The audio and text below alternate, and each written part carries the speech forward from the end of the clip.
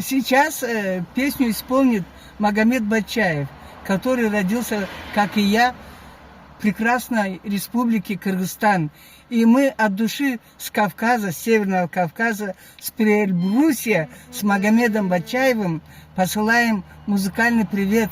Он споет на кыргызском языке песню, как называется? Мать. Мать, апа, она. Апа, мать. Ага. Салам всем от президента до новорожденного ребенка. Salam dostlarım. Salam dostlarım. Sen Güldeler Kırgızistan. Kaydı.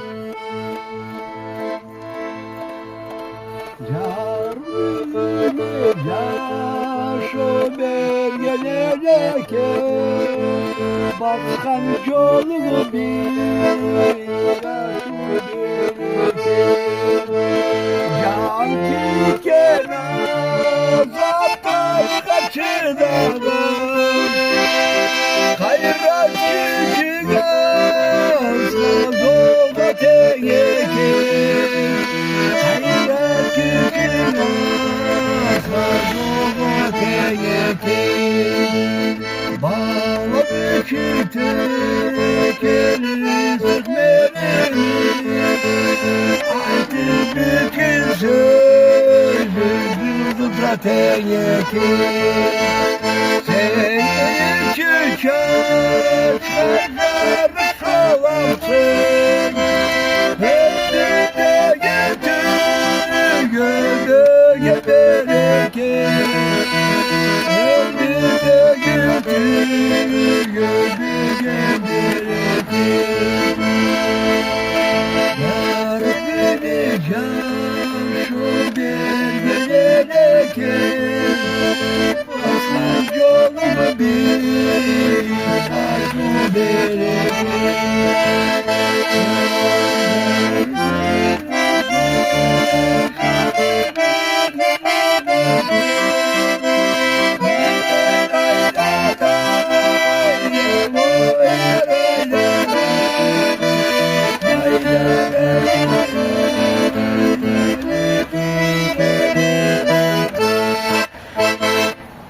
Yaşasın Kırgızstanım, men tuğan jerim.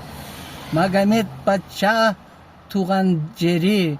Karaçay suun içken jerim.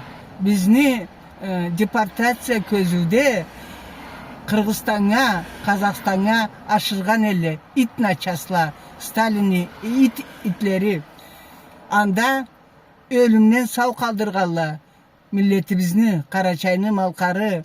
Обнимаю всех до единого кыргызстанца, начиная от самого старшего по году и по службе президента до самого новорожденного, который родился в Кыргызстане.